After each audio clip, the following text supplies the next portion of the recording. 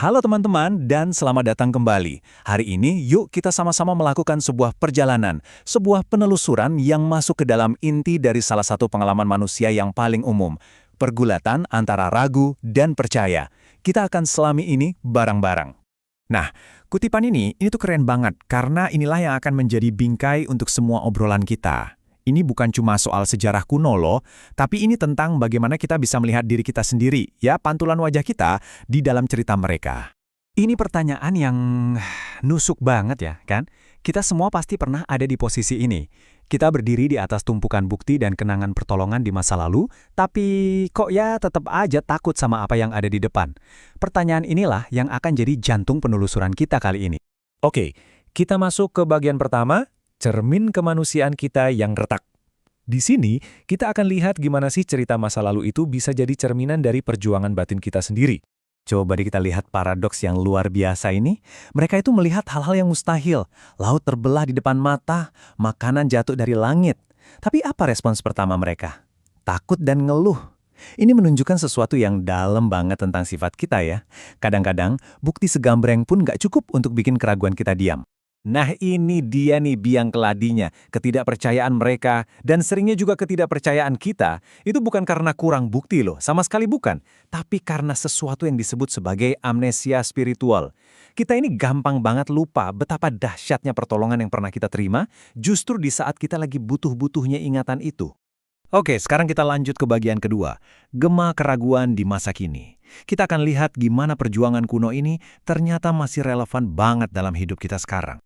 Analogi ini wah kuat banget ya. Coba bayangkan, kita ada di tengah badai kehidupan, lalu kita teriak ke langit, mempertanyakan kepedulian Tuhan. Seringkali kita lupa kalau Dia itu ada di perahu yang sama, merasakan setiap guncangan ombak bareng kita. Nah, yang ini adalah sebuah perspektif yang menantang banget. Keraguan itu dibingkai ulang bukan lagi sekedar pertanyaan di kepala, tapi sebagai bisa dibilang penghinaan terselubung.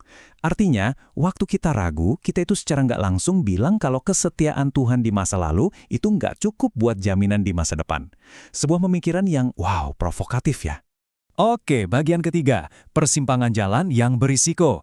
Nah, disinilah iman kita benar-benar diuji sampai ke intinya. Slide ini dengan cerdas banget menggambarkan konflik batin kita. Di satu sisi, ada pikiran kita yang serba terbatas, penuh perhitungan untung rugi, dan selalu beroperasi sesuai jadwal kecemasan kita sendiri.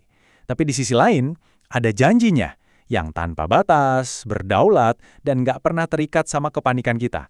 Nah, dilemanya adalah kita mau percaya yang mana? Dan ini pengingat yang penting banget. Coba deh kita pikirin lagi. Keputusan-keputusan terbaik dalam hidup kita, terobosan-terobosan itu, apakah itu murni hasil dari kehebatan kita sendiri? Atau jangan-jangan ada campur tangan yang lebih besar yang membimbing kita, justru di saat kita sudah pasrah? Jadi solusinya apa dong? Di bagian 4 ini kita akan membahas tentang iman yang radikal. Sebuah panggilan untuk kembali percaya dengan cara yang berbeda. Nah, ini poin kuncinya. Iman yang radikal itu bukan berarti kita punya semua jawabannya. Justru sebaliknya, iman radikal itu adalah soal berani melangkah walau nggak punya semua jawaban, percaya penuh sama Dia yang memegang semua jawabannya, dan tetap setia berjalan meskipun pandangan kita lagi kabur-kaburnya. Dan akhirnya, kita sampai di bagian kelima, tangan yang sama menggenggam, tentang bagaimana penyertaannya itu nyata hari ini. Ini adalah pembedaan yang krusial banget. Sering kan kita mikir kalau punya iman, hidup bakal jadi gampang dan mulus. Padahal bukan itu janjinya. Janjinya itu jauh lebih dalam. Bukan jalan yang mulus, tapi sebuah pendampingan yang gak akan pernah putus. Dan inilah puncaknya. Ada sebuah benang merah yang lurus yang menghubungkan mukjizat paling dahsyat dalam sejarah dengan situasi pribadi Anda. Di sini, saat ini. Tangan yang punya kuasa atas alam semesta adalah tangan yang siap menggenggam dan membimbing Anda melewati setiap keputusan, ketakutan, dan keraguan Anda. Jadi, kita tutup dengan pertanyaan ini. Ini bukan lagi soal sejarah atau teori yang jauh. Ini tentang Anda, di sini dan sekarang. Di tengah kabut keraguan Anda, di persimpangan jalan hidup Anda, tangan siapa yang akan Anda pilih untuk digenggam? Sebuah pilihan yang harus kita buat setiap hari.